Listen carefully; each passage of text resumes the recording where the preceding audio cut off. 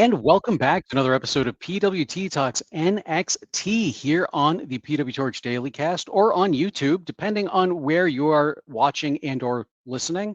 Well, I hope if you're watching, you're listening because, well, why would you watch if you're not listening? Anyway, we're here for the July 23rd, 2024 episode of NXT.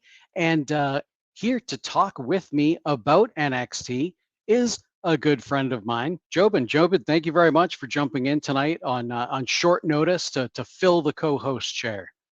Absolutely. I'm just glad that this week, as my last minute, it was still before the show instead of halfway through the show where I had been kind of watching and not really watching that closely. So I'm glad you let me know in advance this time. Hey, I try. It's unfortunately it's not always me that but I'm not going to pick on them. Anyway, Yeah, things happen. It's fine. It's fine. It's fine. So if you want to be a part of the show, you certainly can. I actually wrote the live report tonight because, well, Kelly couldn't. So at the top of my live report is a link to join the show here tonight. I'm also going to post that right now. If you're listening live on YouTube, I'm posting that into the chat so you can be part of the show. Azan White already looking to be a part of the show here, asking if we're taking calls tonight. So by all means, please join us. If you also want to be a part of the show and you don't necessarily want to be on screen or verbally a part of the show, you can always email us at pwtorchNXT@gmail.com. We usually get a few emails a week. We always look forward to the one from Dr. Kevin Katani, as well as Azan and JB, and we've got a whole bunch of people that like to email in and talk to us. So feel free to do so. So with that, with the housekeeping out of the way, let's get into this main event. We had the Rascals, all three of the Rascals. We had Trey Miguel, Wentz. Why can I never think of Wentz's actual name? I can always remember Nash Carter, what his name was before he left NXT. Zachary Wentz. There we go. I always want to call him Steve Wentz for some reason, and I know I always want to call him Pete Wentz because Pete Wentz. Yeah, and I want to call him Steve Wentz or Nash Carter. Anyway, so we had the Rascals, Zachary Wentz, Trey Miguel, and Wes Lee on their bit of a reunion tour while Miguel and Wentz are here. They're obviously TNA contracted wrestlers. There was no mention of the Rascals being on Slammiversary. There was no mention of No Quarter Catch Crew being on Slammiversary either tonight, as far as I'm aware. So yeah, I didn't think so. So there's that. But we did see the Rascals earlier in the night. I believe it was. I don't think it was right after the show opened, but it was shortly after the show opened. They approached Axiom and Nathan Frazer out back and essentially challenged them to a tag team title match because if you guys recall, or if you were watching NXT a couple of years ago, when Nash Carter was, we'll say when Nash Carter exited NXT under maybe some not so graceful terms, he and Wes Lee were the NXT Tag Team Champions. Those titles had to be vacated after the then Nash Carter, currently Zachary Wentz, left the company. And they used that as a bit of an argument tonight, saying, hey, we never did lose the titles. They were vacated. And Axiom and Nathan Frazer kind of agreed, but they, weren't up to putting them up tonight. So a six-man tag team was made. 6-man tag team match was made to see if they could actually beat Axiom and Frazer. Axiom and Frazer just needed another partner. We saw later in the night, Axiom and Nathan Frazer were. I glossed over one thing. Axiom in that first segment mentions to Nathan Frazer that he's entered the WWE Speed Tournament, which is something that Axiom did not want Nathan Frazer to do if you recall, a few weeks ago, a month ago or so, however long that was. It seems like forever ago, but a month or two ago. Roughly there. Yeah, and so they got into a little bit of an argument because Axiom was being a bit of a little bit of a hypocrite, maybe just a little bit. Um, Later in the night, we see Axiom and Nathan Frazer still kind of arguing about the WWE Speed Tournament. Javon Evans just kind of does his whole bouncy thing and bounces all up into frame and goes, "Hey, I heard you guys need a partner tonight. I'm not doing anything. I'm in." And just like that, Javon Evans was part of the main event. So we had Javon Evans, Axiom, Nathan Frazer versus the Rascals, which did see the Rascals go over in, well, considering I did the report, I forgot to actually do the time, so I don't have a timestamp for you. I apologize for that. But the Rascals did go over with Wentz picking up the win over, I believe it was Axiom, when Wentz and Lee did their kind. I don't. I think there's a name for it, but I can't think of what it is. When Wentz goes to do a standing moonsault, and then Lee kind of pushes him, so he like moves in midair and lands on his opponent. They did that. That I called it a pushing moonsault in my report because I didn't know what else to call it, and wound up picking up the win here. I thought this was a pretty bombastic and chaotic six-man tag, but it was enjoyable. It wasn't fun to cover. I know Bruce and Kelly would always talk about covering these frenetic six-man tag team matches, and now I understand what they're talking about. Although I've done recaps before on SmackDown, but still, it was a bit chaotic to cover. Really enjoyed the match though myself. I think if they kind of continue in this direction, we may wind up seeing MSK being the team of Wentz and Wes Lee, their old name here in NXT, and I think actually they used them in the Indies before that. We may see MSK challenge Axiom and Nathan Frazer for the tag team titles since the Rascals got the win over here tonight. I've yammered on for a little while here. So, Jobin, what did you think of this match? But also, too, I know that you don't watch TNA. I believe NXT is primarily your fandom, as well as NXT, Raw, and SmackDown. But what do you think so far of the TNA crossover? And we can get into Joe Hendry and stuff in a little bit, but the TNA crossover specifically with the Rascals, as well as this match tonight. I mean, overall, the match has been great. Before we get into that too much, real quick, that move is called the Hot Fire Flame. That's what it is. I knew it had a name. I couldn't think of it. Yes, All right. standing moonsault push. Yeah, pushing moonsault, whatever. Yeah, it's the Hot Fire Flame. But yeah, overall, I mean, I'm really enjoying this crossover. It's kind of making things a little more energetic than they might otherwise be. There's a little bit more opportunity to bring in these surprises, bringing in the Rascals during his I quit speech or his I quit promo that he was giving was great. All the stuff bringing Joe Hendry. Before that, we'd seen the Jordan Grace match that was fantastic. So like it's bringing in a little bit more, I think, than they might otherwise have, because like they can pull off a surprise, but if it's somebody that's on the roster, it's not that surprising. The most they really get is maybe bringing a surprise person down from Raw or from SmackDown or something like that, which gets a little bit of a pop, but not I think in the same way this does. I'm really, really liking overall the Rascals matches. I think I'd even said to you right after the match last week ended that was my favorite match I've seen in a long time. You did. As a matter of fact, you did. And Gallus tends to be more of your bigger powerhouse kind of guys, generally speaking.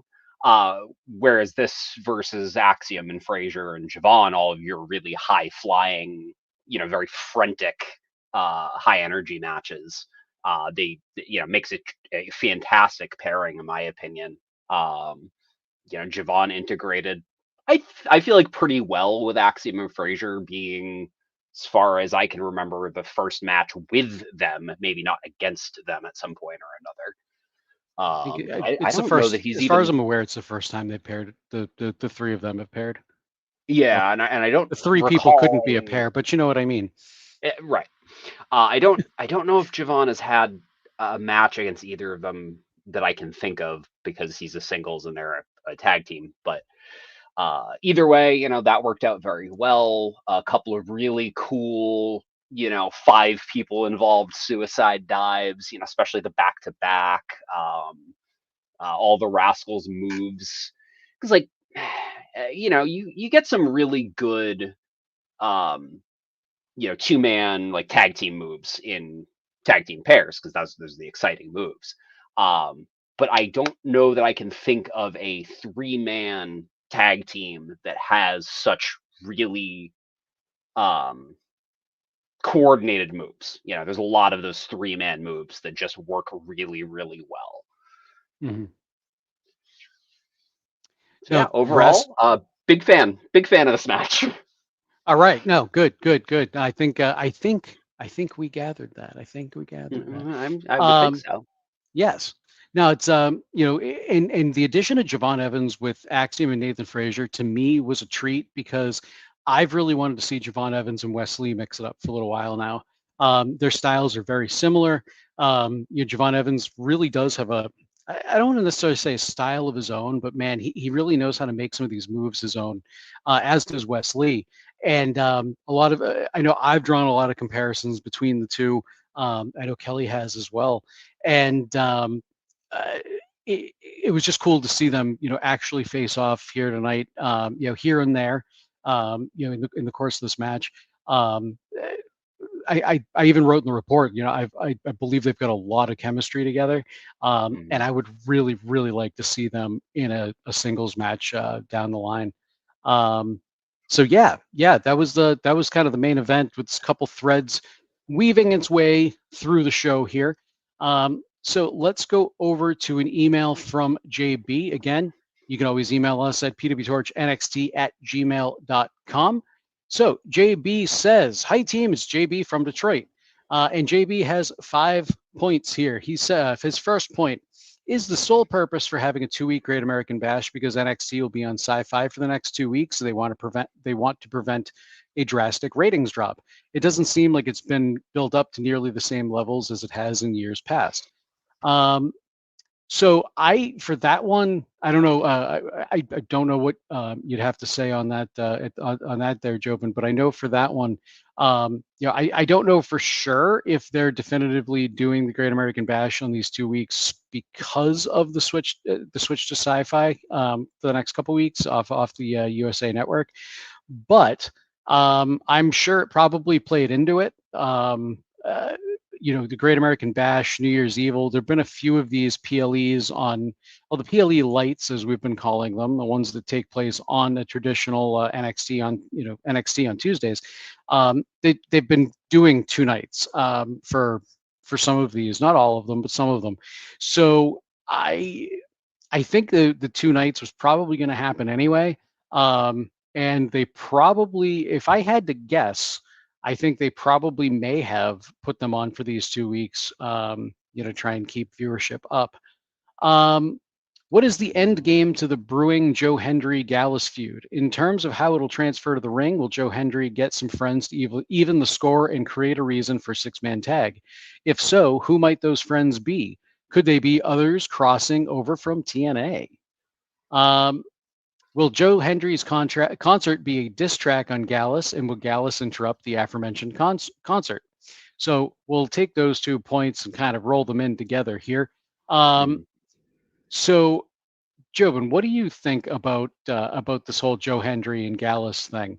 I get it because they're all Scottish, so it kind of works.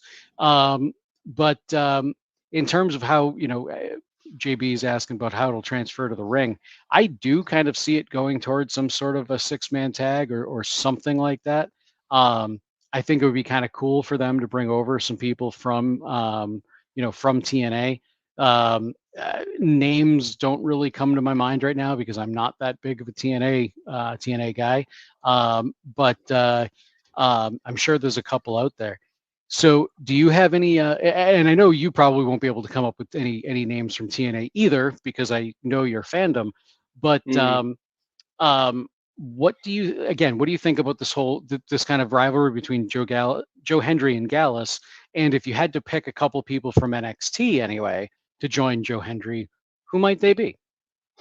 Oh, I mean, like I'm enjoying just Joe Hendry, the living meme himself. It's he's very entertaining, obviously. That's kind of his thing. Um, so I definitely, the way I see it going at least is because it's 2 nights. We're gonna have this first night. We're gonna have this concert. Gallus is gonna come out. They're gonna interrupt it, and then the following week they'll set up a match with Joe Hendry, and I don't really know, to be honest. Because we have a lot of people already tied up in a few different storylines. Mostly this, of course, this whole thing with the title and Trick and Ethan Page and Aura Mensah, and this is very large storyline going on there. Plus now we have a lot of the tag teams tied up in things. So I'm really not sure. Like nobody. Yeah, I'm not sure on that one. Yeah, no, It's like fair, I'm fair actually enough. flipping through the roster as I'm talking here, and like even nobody really jumps out at me. It'd be funny if he brought in like maybe Chase U, because I feel like they kind of have the same energy, maybe, but I don't think they'd probably do that. Um, as Well, you're far not as the only one to TNA think that. people, Azan also thinks oh, potentially great timing Chase is U. on. That's Yes. great. I mean, it would be amusing. I could think of a few amusing names that they might bring over from TNA. Like, I don't know, Nick Nemeth jumps to mind. Um, I don't think it would probably happen, but it was Nick Probably Nemeth. not. There's No. somebody else I was thinking of too that was big in NXT when you initially got me to start watching it. Um, Matt Cardona. Matt Cardona. oh yeah, no, that could Yeah, certainly work. Actually, I yeah. was I was kind of thinking of he and Brian Myers, since they have such a connection to WWE, but Fair. I'm not sure if Matt Cardona's necessarily ready to be back on WWE TV. Uh, I don't know. I'm We'd see. I'm kind of assuming not because he didn't seem super thrilled when he left the company. But it's funny in my mind that they made this big deal about leaving and all this other stuff, and then they'd just be back to do more WWE products. Yeah, no, for Um, sure. but yeah, I think that's really about all I have on that. I think Yeah. And then do you think that Joe Hendry's concert's going to be a diss track on Gallus? that one I'm not sure about. I kind of give that one a good 50-50 because they were kind of trash talking him. He showed up last week, so they could certainly lean that way, or it could just be a really honest, normal attempt at his version of a concert that then gets interrupted and kind of starts a larger feud. Yeah, no, for sure, for sure. No, I kind of think that it's probably going to be what it is going to be, at least it's going to evolve into some sort of a diss thing on Gallus. That's kind of what he's done in the past with a lot of these other concerts that he's done, in TNA, What Culture Wrestling, and other. I know there's been a couple other promotions. I just can't think of them on the top of my head, but Hmm. um, so I have a feeling that's probably what we're going to see there. All right, his fourth point, JB's fourth point. Are Axiom and Frazer really going to feud over the WWE Speed Tournament jealousy? That seems like one of the weaker ways to break up a tag team that was at a champion level to begin their feud. Um, I don't know if they're necessarily going to feud over it. I think this is because there was tension between the two of them when Axiom entered WWE Speed a little while ago. Or not Axiom, sorry, Nathan Frazer entered a little while ago.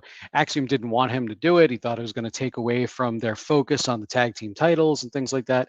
And now Axiom's doing it. And so we kind of get that little bit of a hypocrite storyline. It could certainly boil over to the point where they break them up. And I personally would be for that.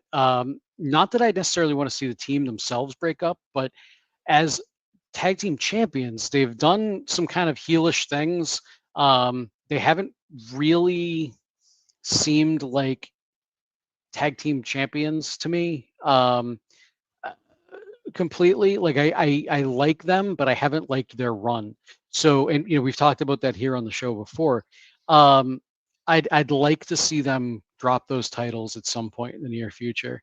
I don't necessarily know to who yet, but yeah, um, that's kind of what I would like to see. So I mean, the speed tournament could certainly be what they feud over, but we'll see. What do you actually before I throw to you, I just want to say hey to Brian Alston because he just popped in and said hello. So hi Brian. Hope you stick around for a little bit if you can. Although I know on the West Coast you don't get the West Coast feed, so you probably haven't even watched NXT yet, but that's fine. But yeah, do you think Axiom and Frazer are going to wind up feuding over the speed tournament and kind of wind up breaking up? I mean, I didn't at first, but now they're kind of doing it again, so it sort of seems to me like they could be leaning that way. Or at least, if that's not the primary cause of the feud, it's something they can use as kind of fuel for a feud later. If they throw in some larger event that kicks that off, maybe give them a heel turn would be kind of cool. Because as you said, they've done some not so babyface stuff lately. Like fairly prominently too. It wasn't like one little thing. They've done a couple of slightly bigger, more heel type, more heel type behavior. So it could be, I think, either yes, maybe splitting them up, putting them directly into a feud together, just splitting them up to do something else with them, or maybe have them do a little internal feud and have them wrestle a match against each other that ends in a handshake and they make up and everything's fine again. Yeah. So definitely a few options there. I don't know that I necessarily give any more weight than any other personally. Sure. No, I mean, because the way I look at it is I don't think it's going to, because their entire relationship has been based off of friendly rivalry. They got together as a tag team after, I want to say it was a best of 5 match. I don't think it was a best of 7. I think it was a best of 5 series of matches rather. They both had respect for one another, became a team, became tag team champions. So I could kind of see that friendly rivalry continuing with WWE Speed without it necessarily destroying the tag team. But we'll see. We'll see where it goes there. Yeah, I was actually going to mention that as well. Yeah, it could just be building a feud for the Speed Championship. So yeah, I'm glad you brought that up. Yeah, could be something like that. And his last point, which is really more of a comment than anything, this Ethan Page or Mensah storyline is giving me flashbacks to the Leon Ruff, Johnny Gargano upset feud in late 2020 during the pandemic era. And I didn't think about it like that, but yeah, kind of. I can see that. Very similar where, Leon Ruff and Oro Mensah, neither one of them felt like they should be anywhere near a title. And I believe the Gargano Leon Ruff feud was for the North American title. I don't remember. I know Leon Ruff won the North American title at one point, but I can't even remember who he won it off of. I'm lucky I remember what I had for breakfast this morning, let alone what happened over 3-4 years ago. But yeah, I agree. I think that it's giving some of those same vibes. All right, with that, let's bring on Azan. Azan's here to it was okay. Brian just corrected, or not corrected me, but said I was right. It was for the North American title here, so I'm happy there. All right, let's bring on Azan. Azan, welcome to the show. Good to see you, man. How you guys doing tonight? Doing very well. Doing very well. I can't complain, man. Yeah. What do you got for us tonight, man? What do you think about certain talent tonight overstepping Ava and going to Shawn Michaels tonight? Because we rarely see Shawn on television. I kind of felt that was like a little off moment. Like two of the biggest stars are not even like concerned enough to speak to Ava about their issues, but goes to the person above her. What do you think about that? Like with Trick and Roxy. Yeah, I thought that was a little interesting myself because and actually Jobin and I were talking about it a little bit offline shortly after that segment happened. It's like uh, Ava, we've seen Ava quite a bit recently. Well, let me rephrase that. Not necessarily recently, but like I don't know, maybe about a month ago, we were seeing her about 3 or 4 times per show. And the last handful of shows, it's like we see her once. So there's that.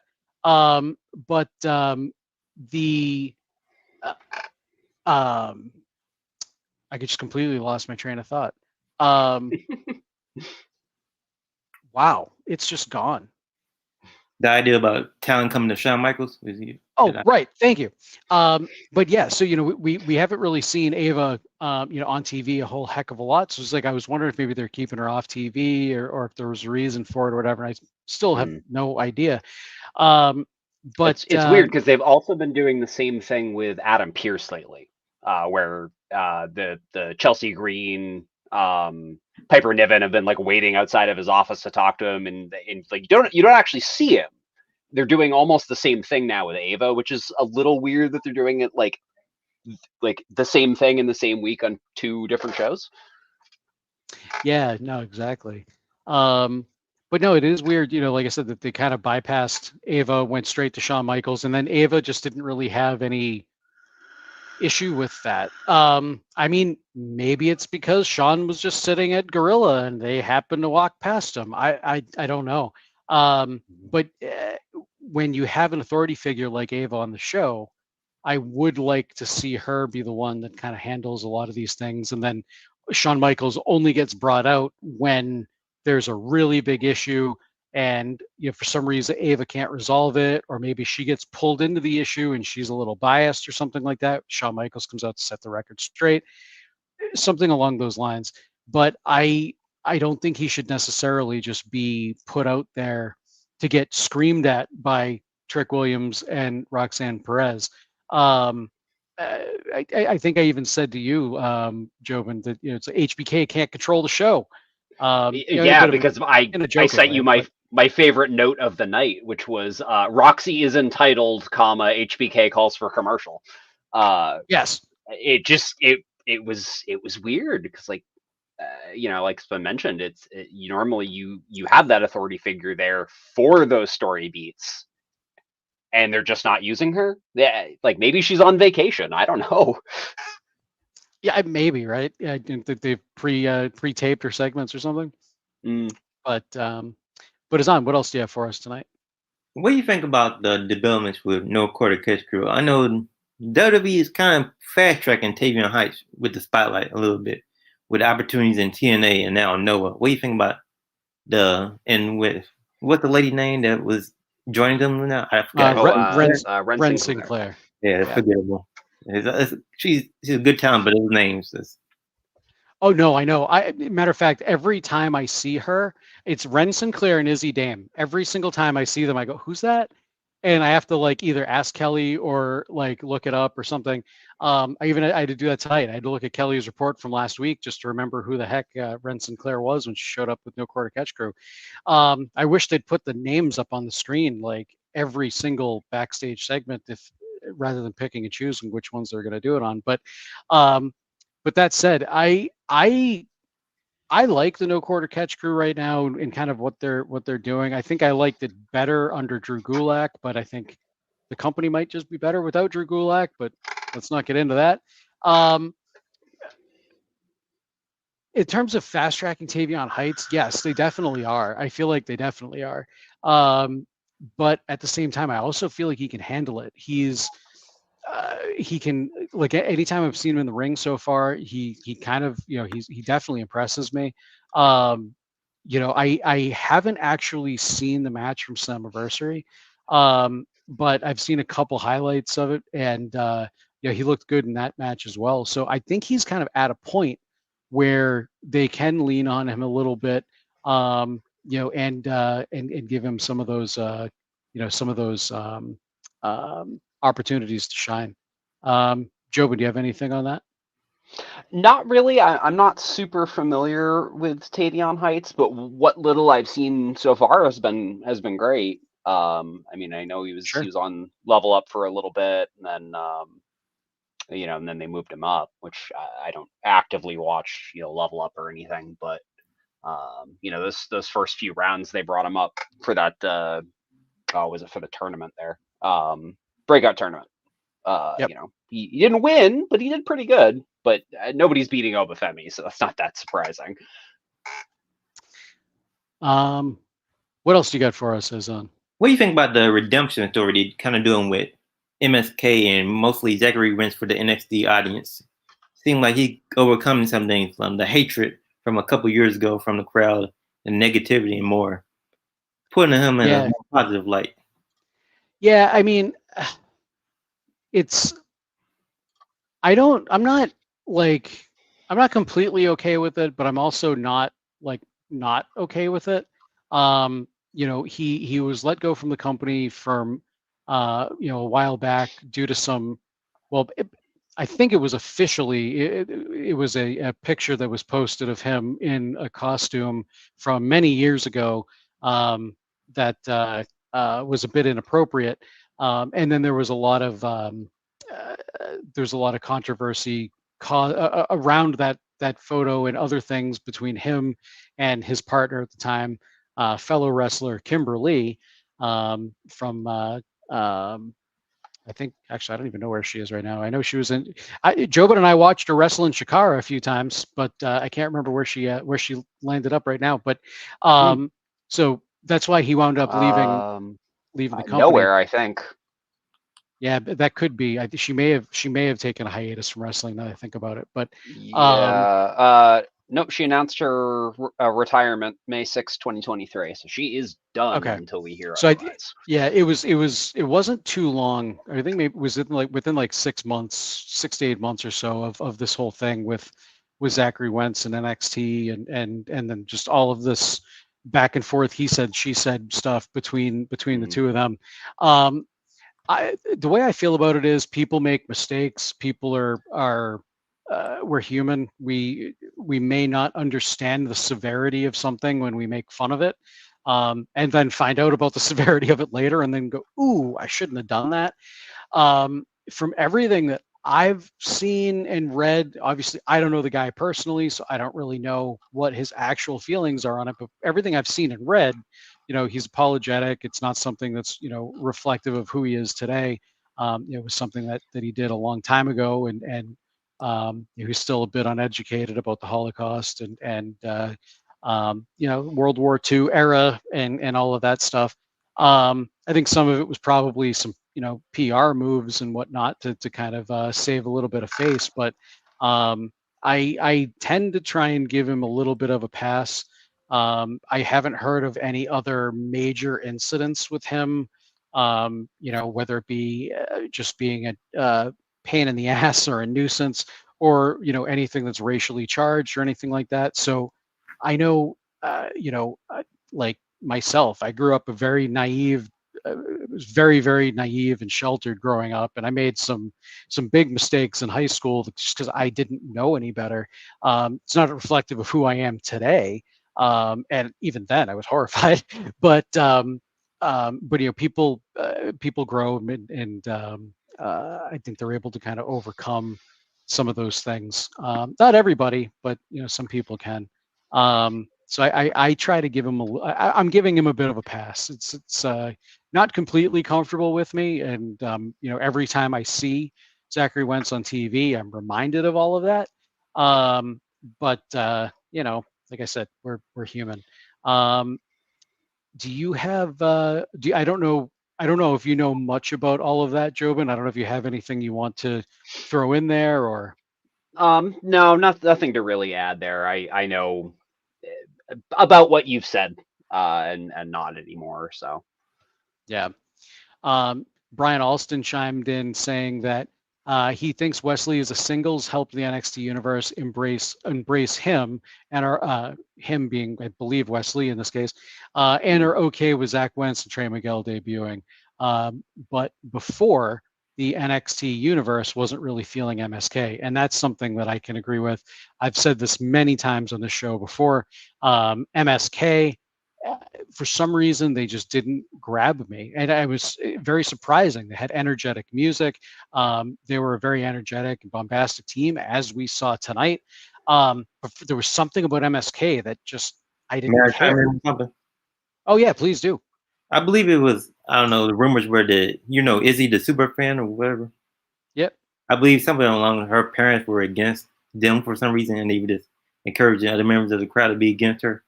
So that might have been an issue. Oh, maybe. Now that you say that, something like that rings a bell, but I can't remember specifics. So it could be something like that.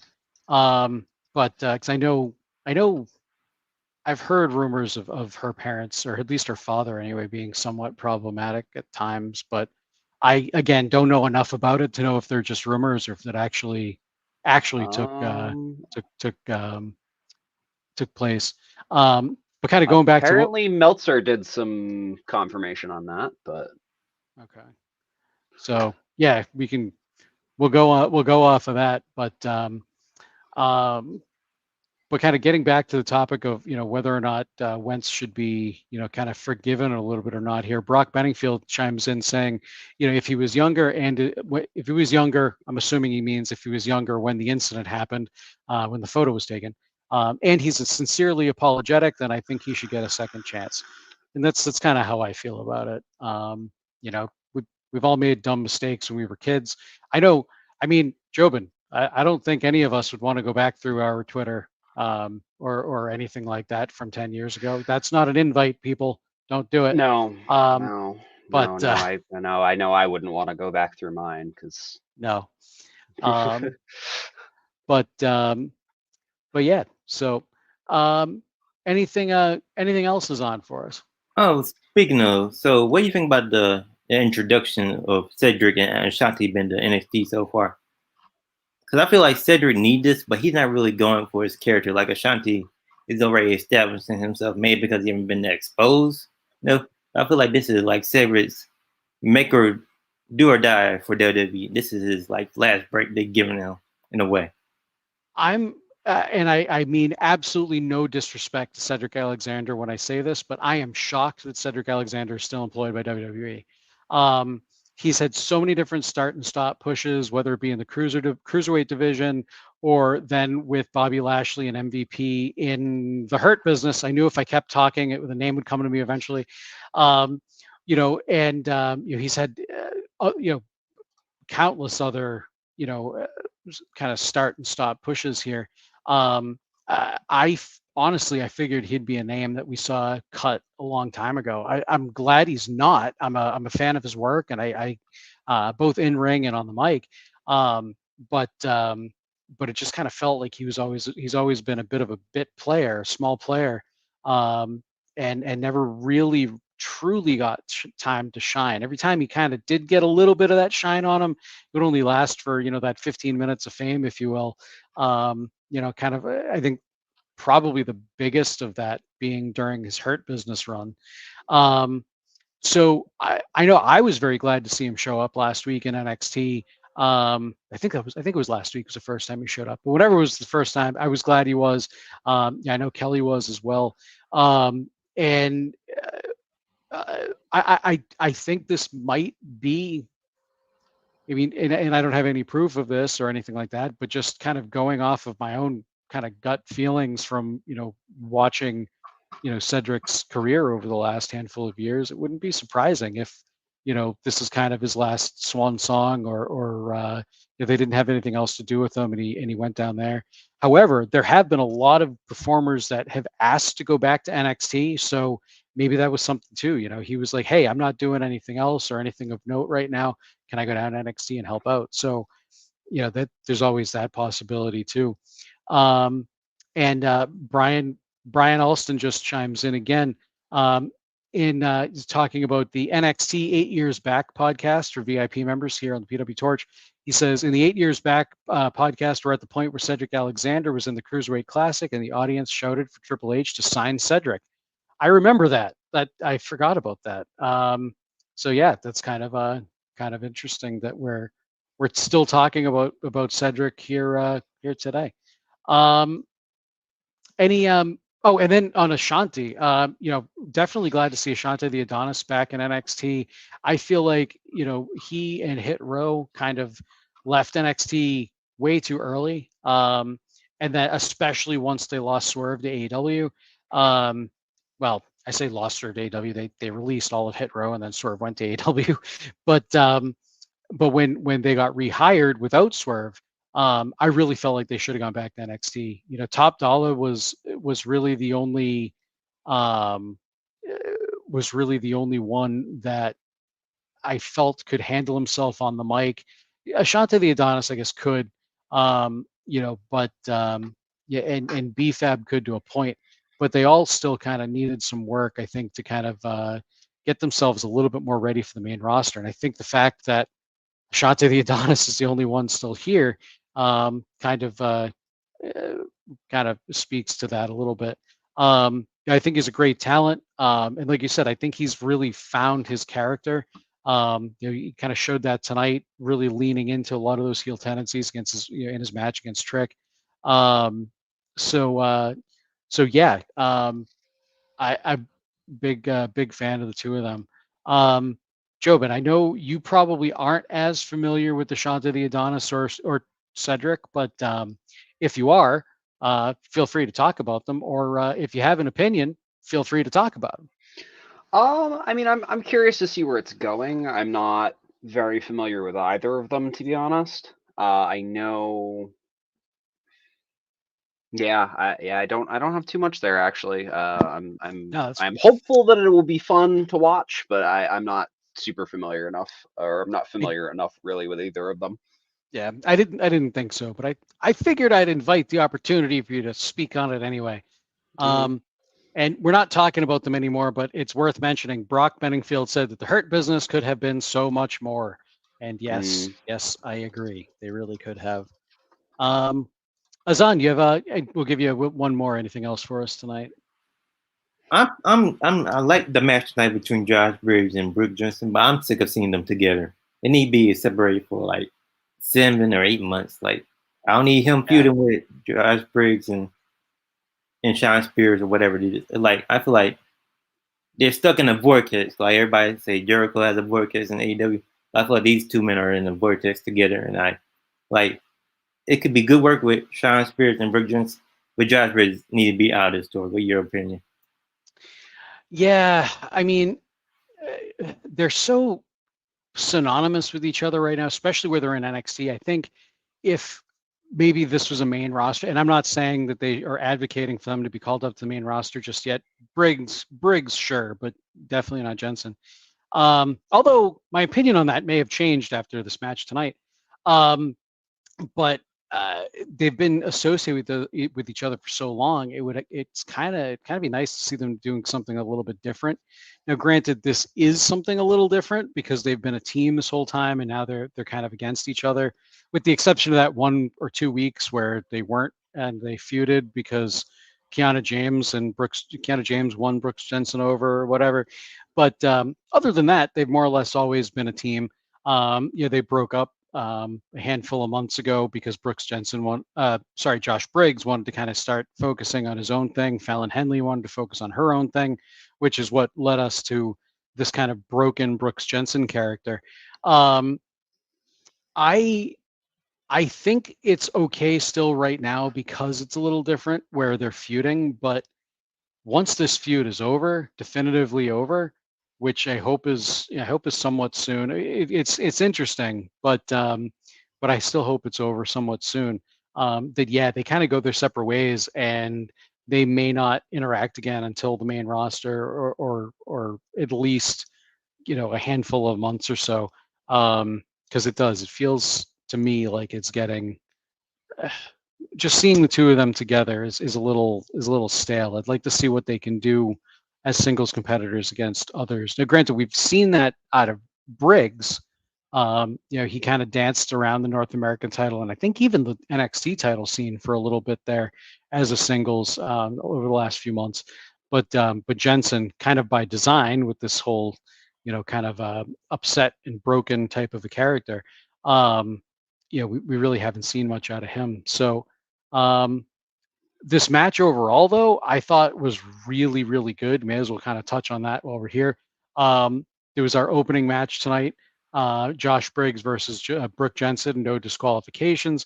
We saw Brooks Jensen go over after Sean Spears had a bit of interference, distracting Briggs, allowing Jensen to hit him with the chair, and then a DDT to the chair for the win.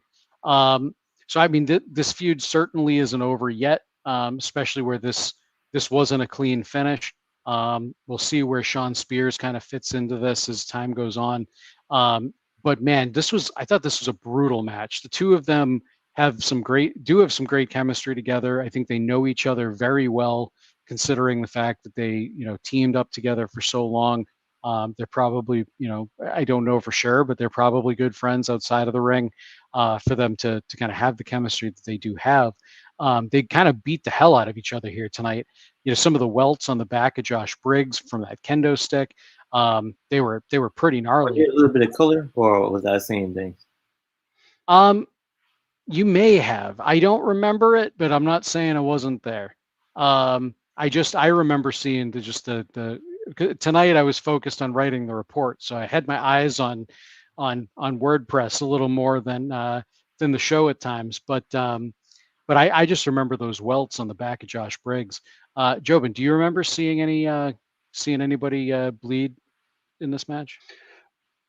It looked like there could have been blood, but it was hard to see with the welts. I wasn't sure.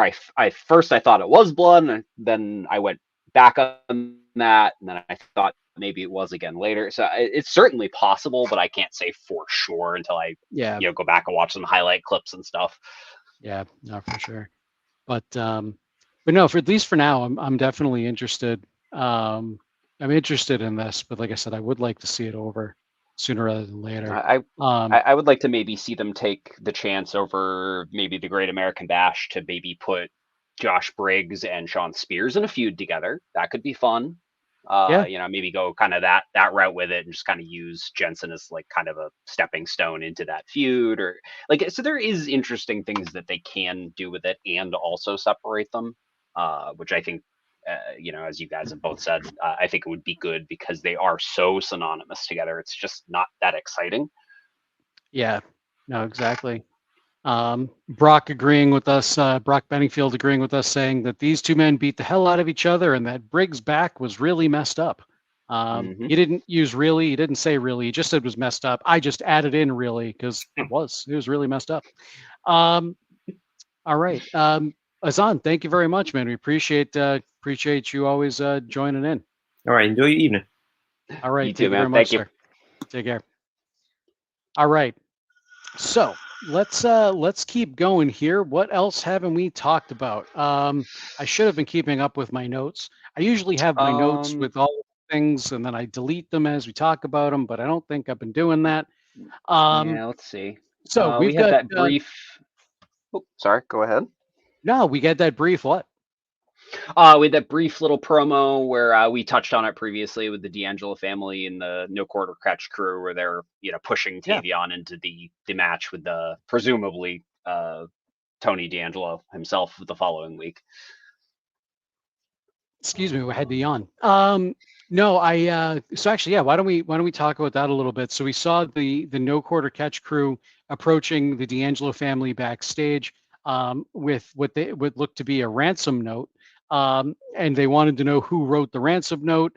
They were asking the D'Angelo family to kind of look into it. When Ren Sinclair just kind of bursts through the crowd of No Quarter Catch crew and D'Angelo family, and she was like, "It was me. I wrote it." And she said that she's trying to become a member of No Quarter Catch crew, and she might end up going out to the ring and saying something, and that kind of that seemed to upset No Quarter Catch crew, which kind of tickled the D'Angelo family, and both teams went out to watch her match against Carly Bright, which we did see Ren Sinclair go over after Charlie Dempsey interfered a couple times, one during a Carly Bright pinfall where she had Ren Sinclair pinned. Charlie Dempsey was able to, I think it was her foot that he grabbed and put on the ropes. Yeah, I think it was her foot. He grabbed and put on the ropes behind the ref's back to break the count. And then the second time he interfered was during a roll-up pin attempt from Ren Sinclair on Carly Bright. And he kind of just applied some more pressure down on Ren Sinclair so she could keep her pin on Carly Bright, and she was able to get the 3 count and the win from that. So we saw that D'Angelo family a little bit later on approached the no quarter catch crew and wasn't too, I guess, keen on him on Charlie Dempsey, cheating to win. They made a little bit of mention, maybe not keen is the right word, but they at least brought it up. And there was they made a match between Tavion Heights and Tony D'Angelo coming up. Basically, they wanted, Charlie Dempsey wanted his Heritage Cup back, but D'Angelo said, since the Olympics are coming up, why don't we have the Olympian Tavion Heights enter and challenge for the Heritage Cup? So we've got that coming up at the Great American Bash, which should be a fun match.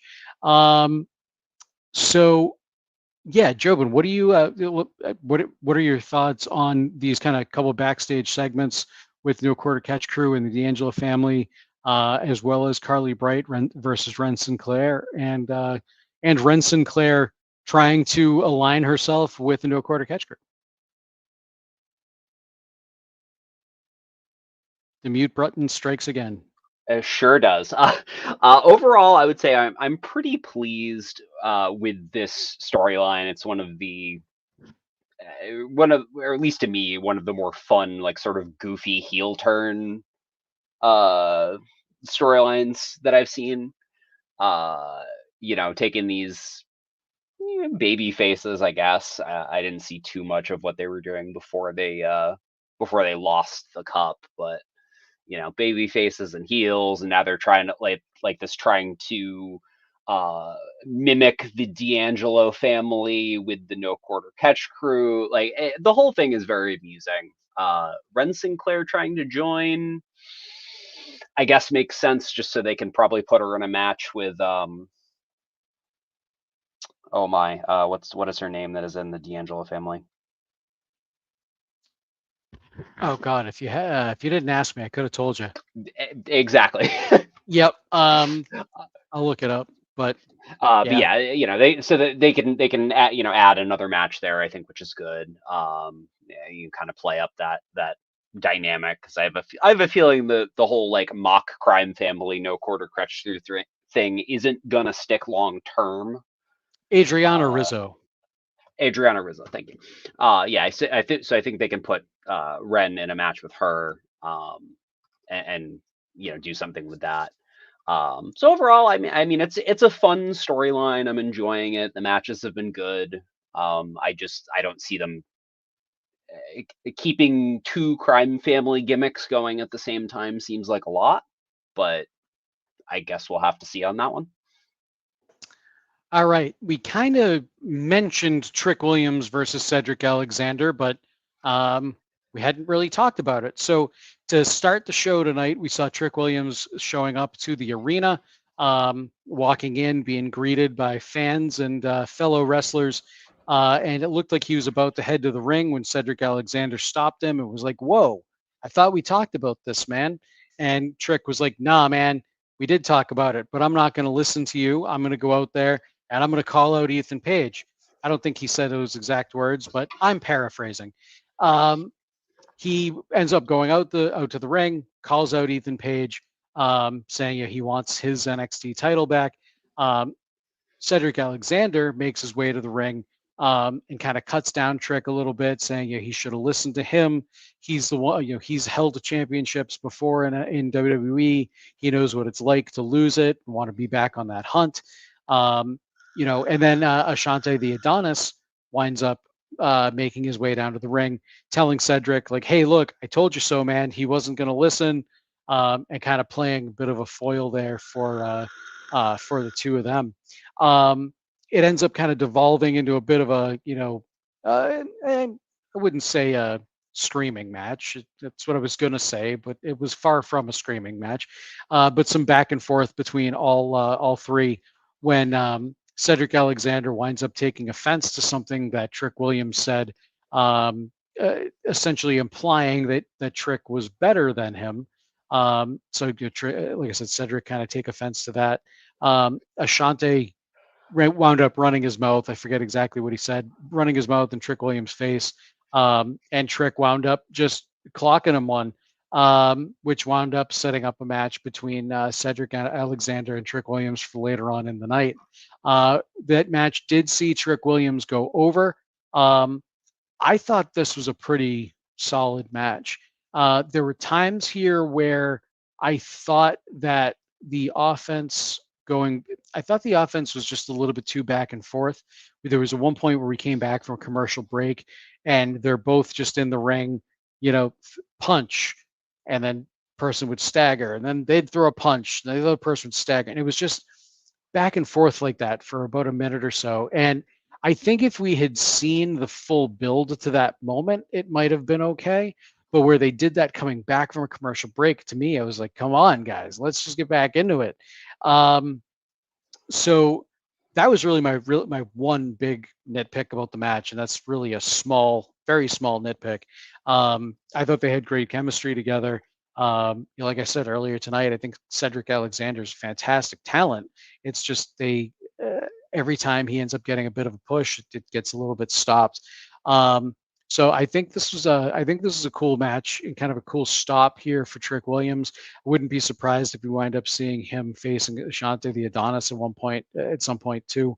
But yeah, Jobin on Trick Williams and Cedric Alexander. Yeah, so for my notes, I had good energy, good pacing for the most part. A couple good flashy moves, couple good power moves. So, a pretty solid match overall. There were definitely some spots where I felt like they felt too deliberate. Which is fine, I suppose. It just, I don't know, felt like the pacing slowed in some spots a little too much. Ended with the trick shot, of course. Trick gets that win because that's who I would book to win that, absolutely. And I don't think you had mentioned the ending there where Pete Dunne showed up and kind of progressed whatever's going on with Pete Dunne a little bit more. We still don't know exactly what that's about. Yeah, no, I realized after I threw to you, I was like, shit, I didn't bring up the Pete Dunne stuff. But yeah, we saw Pete Dunne turn heel on the main roster. That's carried over into NXT last week, kind of doing this thing where he appeared in the background of one of Trick Williams' interviews, and then said something to Trick. I forget what he said. Then did the exact same thing. He blew him off. Trick asked him a question. He just blew him off. He just blew him off last week. Okay, Mm-hmm. And then this week, kind of similar thing. Trick, I think he actually stood up while Trick was talking and said something. And then after Trick Williams' victory here tonight, Pete Dunne runs to the ring and attacks Trick Williams and just starts like screaming at him like. What did I write down? He's saying to Trick, "You still haven't figured it out, huh?" Yeah, you still haven't learned. You still haven't figured it out. Yeah, something like that. Effect. And I think it was figured it out. You still haven't figured it out, huh? And that was kind of to end that segment. So my guess is we're going to see Trick Williams and Pete Dunne in a bit of a feud. Not Trick Williams and Ashante the Adonis, although they could still work him in there somewhere. Yeah. So anything else in this match? No, I don't think so. Just we're progressing the storylines, going into, as you called it, a PLE light. Nothing earth-shattering there because they're saving that for the next 2 weeks. All right, Carmen Petrovic and Sol Ruka versus Lash Legend and Shakara Jackson. This match got put together because earlier in the night we saw Petrovic and Sol Ruka. I think there was one other person in the scene too. Yes. Was it? Was it? I was just looking at it on Instagram before we Yeah, started. I'm trying to find the segment in my notes, but basically they were talking about, you know, who could potentially become women's tag team champions if, you know, Jakara Jax, or sorry, Petrovic and Sol Ruka could become NXT tag team or women's WWE women's tag team champions. Lash Legend Jakara Jackson kind of stepped in and was like, "Nah, no, you can't. It's going to be us. We're going to be the tag champs. We're gonna challenge Alba Fire and Isla Dawn." And that kind of it was Lola Vice that was also there. Lola Vice, that's right. So Carmen Petrovic and Sol Ruka wound up in a match against Lash Legend and Jakara Jackson, mostly for bragging rights, I think. And we ended up seeing Lash Legend, Jakara Jackson go over. Afterwards, they wound up challenging the WWE Women's Tag Team Champions, Alba Fire and Isla Dawn, to a match at the Great American Bash. We haven't seen Alba Fire and Isla Dawn in NXT for quite some time here. But when they left, I believe they were they were NXT Women's Tag Team Champions right before they left. Then I think they actually merged the titles together, if I'm not mistaken. I know somebody will correct me in the chat if I'm wrong. But it's going to be cool to. We saw Alba Fire and Isla Dawn respond on. I refuse to call it X, on Twitter. They responded on Twitter. Elon Musk. It's still Twitter. And they accepted the challenge. So we're going to see that match at Great American Bash. But this match here, Carmen Petrovic, Sol Ruka, Lash Legend, Jakara Jackson. I thought this was an okay match. It certainly wasn't my favorite of the night by any stretch, but I think they, in the short time that they were given, they were able to tell a decent story. Sol Ruka, she was able to pull off her kind of like springboard X Factor thing. Azan says I was right. Thank you, Azan. I love it when I'm right. But yeah, like I said, I thought this was a pretty good match here. I think it's going to help to propel Lash Legend, especially Lash Legend, but both she and Jakara Jackson up the card a little bit. I think Lash Legend especially, she's got I think the sky's the limit for her right now.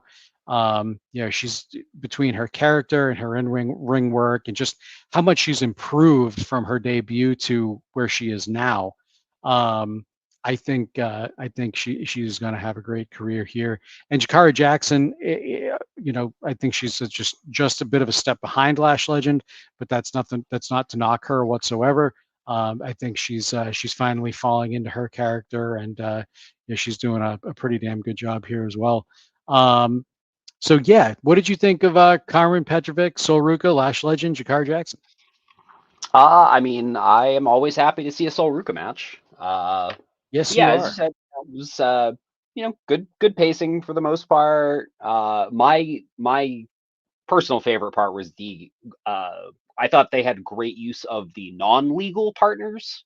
Like, it wasn't too much interference. They were mostly messing with each other while the legal partners are in the ring. A little bit of interference here or there to break up pins and things, as you would expect.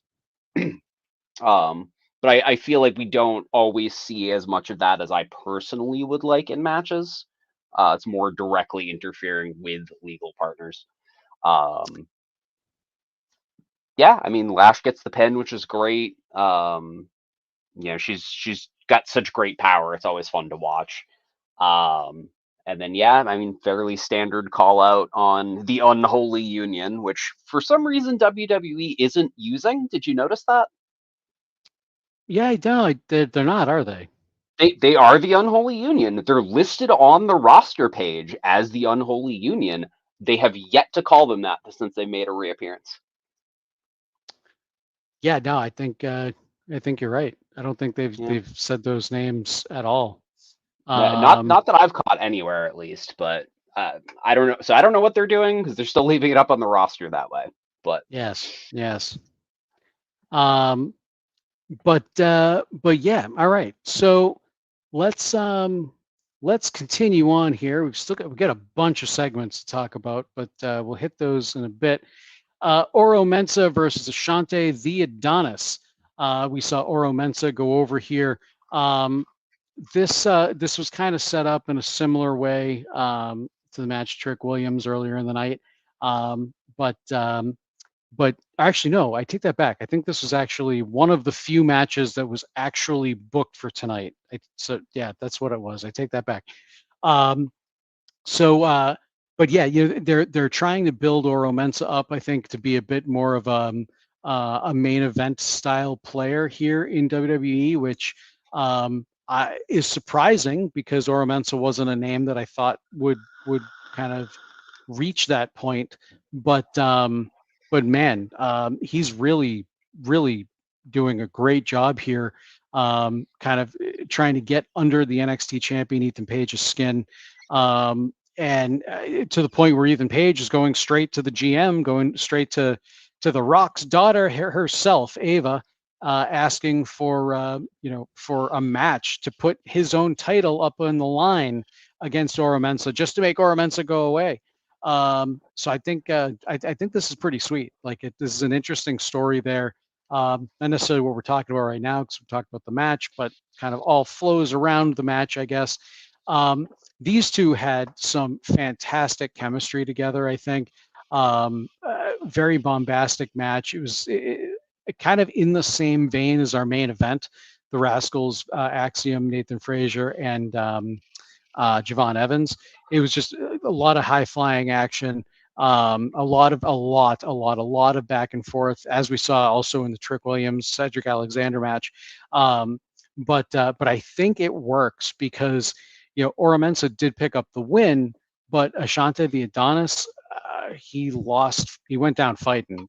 So I think I think in that case it's like he doesn't look super weak here, Ashante the Adonis. He's just kind of coming back to NXT after not doing a whole heck of a lot on the main roster. So I'd say try to keep him as strong as you can if you want to use him to put other people over. But yeah, Oro Mensah and Ashante the Adonis. I mean, the match did what it needed to do. I don't know that I was as big a fan of it as you were. I did not like the match. I'll say that, but yeah, I like no one part of it necessarily stood out for me. Is really more of the vehicle to kind of get him the win, to call out Page and make him more threatening. So yeah, I don't have a lot on this one. Good match. Both great wrestlers. Indeed. Eddy Thorpe versus Lexis King. These two have been feuding over who's the better DJ. I don't know. I guess it's better than feuding over a Japanese shampoo commercial. That's a direct shot at you, Booker T. It's a direct shot. Actually, I guess it's not a shot at you. It's a shot at your writers, or well, not the writers at the time, not yours specifically. I just don't want you to block me too, like Shawn Michaels did. Anyway, I still don't know why Shawn Michaels blocked me, but I kind of put the little bit of feather in my cap on that for. I wish I knew. I know. I went to go look at a Shawn Michaels tweet one day, and it's just like, you are blocked, and I'm like, what did I do, Shawn? What did I do? Apparently, you had a very unpopular opinion, one of these podcasts or another. I know. It was funny because I asked Bruce and Kelly, I'm like, did he block you guys too? Like, no, just you. So I'm like, oh crap, what did I do to piss off one of my childhood heroes? I don't know. But whatever it is, Shawn, I'm sorry. I really am. I don't know what I did, but I apologize. I don't remember what it was. Oh, Eddy Thorpe and Lexis King. I was now just thinking about how I disappointed my childhood hero. So yeah, they've been feuding over who's a better DJ, and I don't know. It has not been a feud that's really captured me, to be completely honest with you. But yeah, this match, it was a decent match. I saw Eddy Thorpe go over, very short. Again, I kind of forgot to take match times tonight because I don't normally do the reports. So I kind of forget what went into them. Sub like sub the match 5 time. minutes anyway. Yeah, it was It definitely was sub short. 5 minutes. I want to say it was like 2 minutes and 30 seconds, and that's just going. That sounds right. Yeah, like it was really short. But Eddy Thorpe wound up getting a lot of the offense in here. So Lexis King got some in, but at the very end, Thorpe countered Lexis King's finisher, which the coronation. He countered the coronation with a DDT of his own, picked up the win. I don't have a whole lot to say really about this match because it was so short. I think we all understand at this point where Lexis King's ceiling is at least at this particular time. And I'm hoping Eddy Thorpe's isn't at the same level as Lexis King's. I really like Eddy Thorpe. I think he's got a lot to bring to the table, a lot to he understands his character, and just fantastic wrestler in the ring. So it was nice to see him get the win here. Although it makes me wonder what they're doing with Lexis King. It's like he comes in with all this pomp and circumstance. I don't know if he just didn't wow them enough or whatever, but it's like he loses and loses and loses and loses and loses. It's kind of hard to take him seriously at this point as a serious competitor, although he is so pompous that he does have a lot of a lot of charisma on the mic where he can probably talk himself out of it from a fan's perspective. But yeah, just I don't know. I'd like to see Lexis King actually get a bit more of a sustained push, simply so he could be a bit more of a believable heel. So when he gets beaten, it means something. But that's just me. But on this match, Eddy Thorpe and Lexis King. Yeah, I don't think it's just you. I definitely agree. They need to start giving him some wins a little more regularly to make him any kind of a believable heel, as you said. Because my first note on this match before I put anything about actually the contents of the match was Pillman Jr. loses again. Because you see he's got a match that week, he's almost definitely going to lose, which is not fun from this side of the camera because like we can kind of predict most matches, it seems, these days, a little less than maybe years past, but you know exactly which way that match is going to go almost every single time. Yeah. I would like to see them do something more with him. Thorpe, I don't know as much about because I think he was injured when I started. He was. Yeah. Okay. So yeah, injured when I started watching a little more heavily. The only interesting thing, really. Sorry. The one thing I forgot was the post-match angle where Lexis King. Just gonna. Yeah. Okay, then I will let you go right into it.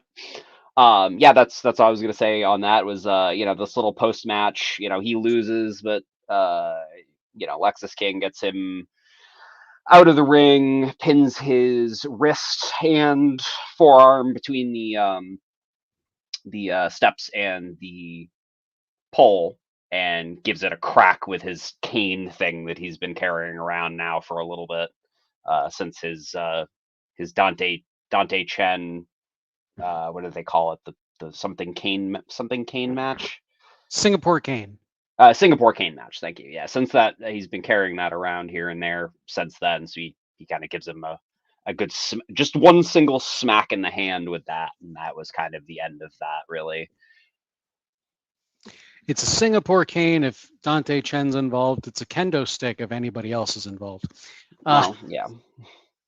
Although I know they used to call them Singapore canes way back in the day, and I know the reason for why, and I can't think of it right now, but that's fine. All right. So we talked about Eddy Thorpe versus Lexis King. I think that's actually all of our matches here tonight. We talked about Briggs versus Jensen, so I can erase that. So let's do some rapid fire segments here. And as they say in the biz, go home. So we saw, I think we've already talked about a lot of these. Actually, we already talked about a lot of these, so there we go. Hank really and Tank covered are almost going all. to be the hosts of NXT Great American Bash. That's something we haven't talked about yet. I don't really have a lot to say there other than hell yeah, I love Hank and Tank, and they've got some stupid like Seth Rogen style comedy. So I'm all for that. I don't know if you're super familiar with Hank and Tank, but what are your thoughts on them being the hosts of Great American Bash? Not super familiar, but I think it'll be a fun couple of people to have running things. If Yeah. they actually use them. So we've had a lot of these special guest hosts on WWE things in the last few months where you see the host once. Yeah. So we'll see what they do, but it could be a lot of fun. Yeah, a lot of times the hosts come out, they like, welcome to whatever the name of this show is. And then maybe they'll have like an angle or something throughout the course of the night, but that's about it. Sexy Red most recently Yes. comes to mind. Yep, Sexy Red. Mhm. I remember there was one year that Hulk Hogan was like the big host of WrestleMania, and then he just showed up at the beginning of the show and never again. Things like that.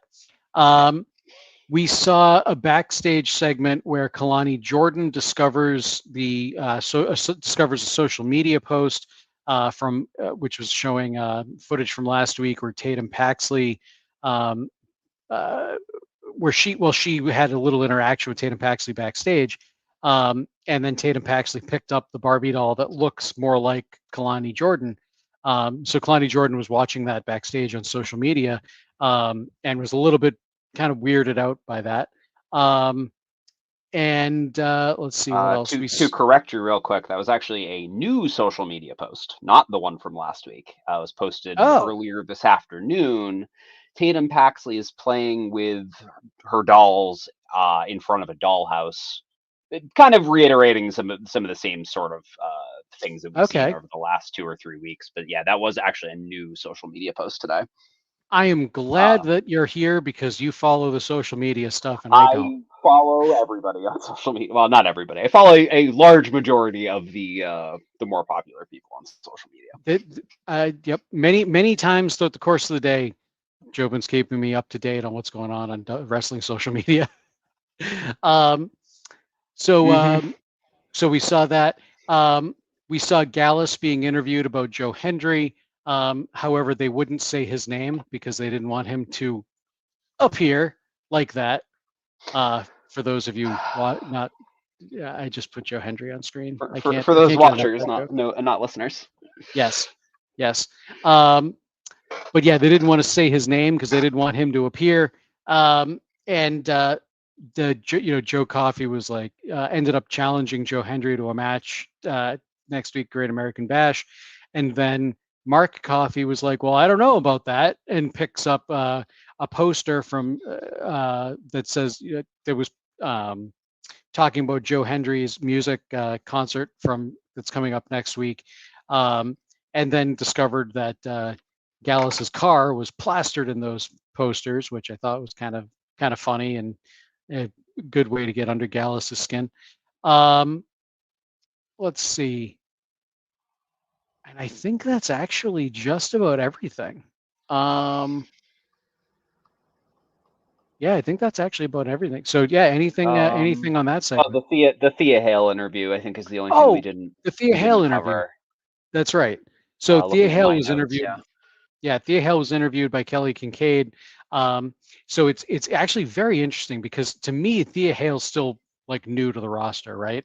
And Kelly Kincaid brings up the fact that 1 year ago at Great American Bash, she was in the ring against Tiffany Stratton for the NXT Women's title, and now 1 year later, here she is again for the NXT title against Roxanne Perez.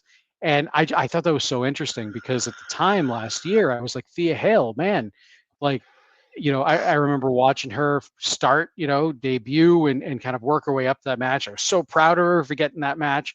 And it seems like it was just yesterday and it was a year ago. And that kind of just blew my mind. Time flies when you're having fun and getting gray. but they ended up talking a little bit about what she's doing differently this year to prepare as opposed to last year. One of those things is actually Ridge Holland joining Chase University and just kind of helping to build Thea Hale's confidence, and she credited him a lot for that. And yeah, I thought this which was a good interview. They pointed out the fact, or Kelly Kincaid pointed out the fact that Thea Hale seems like she's calmed down a little bit from her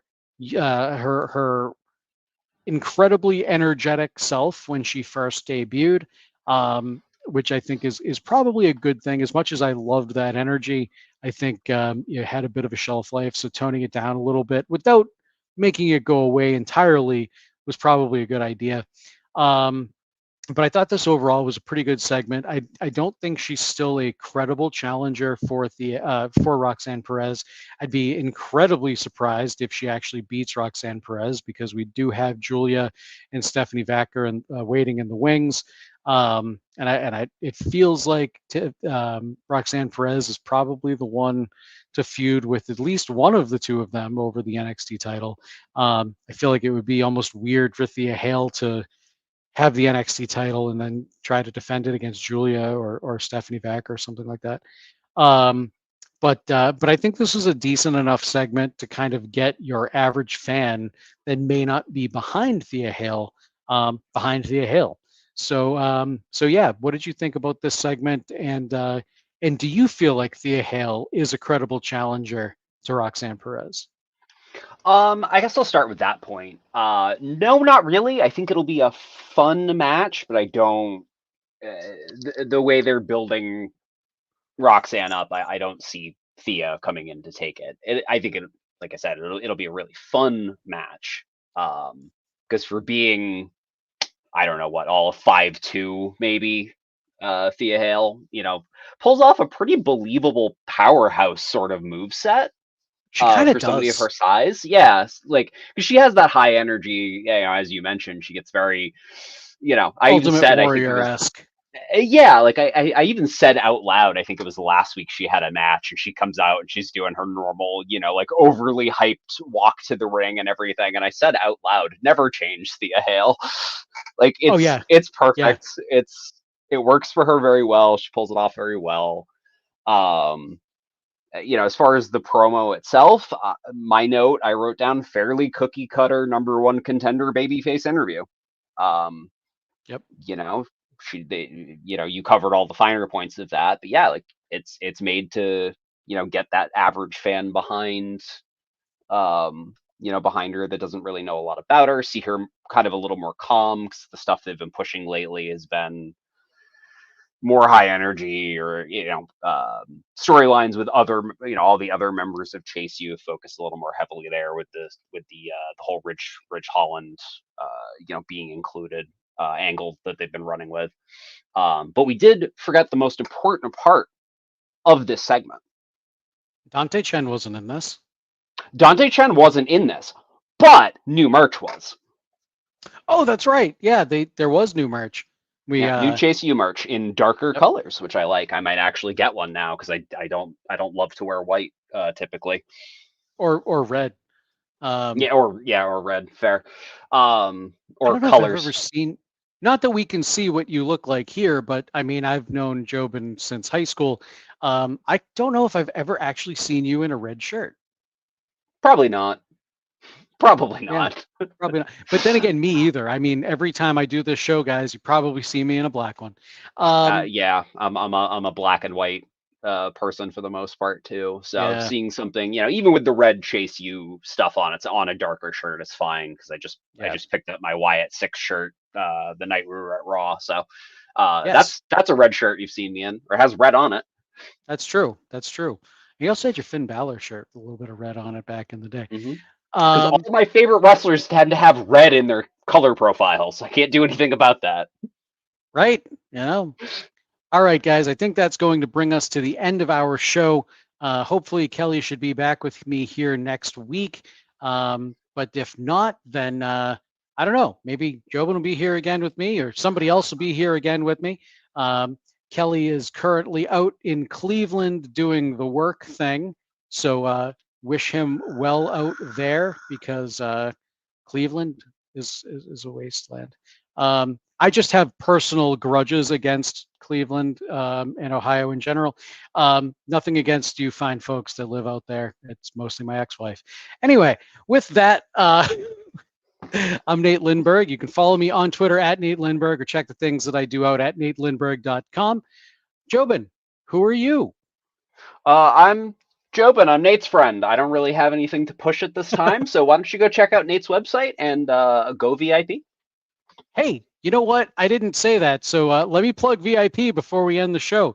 Become a VIP member, pwtorch.com/govip. You get access to all of the archives and all of the goodies that Wade Keller and all of us here at the Torch put out over the years, including a show all the way over to the left. If you're looking here on YouTube, you see NXT 8 years back with my good friends Tom Staup and Kelly Wells, where they talk about NXT, well, 8 years ago.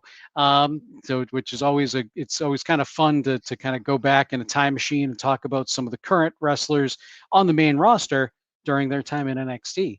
But with that, guys, like I said, that's going to be the end of our show. So as Jobin said, go VIP and have a big old platter of chicken nuggets like Jobin's profile picture shows us here. And we'll see you next week. Take care, guys.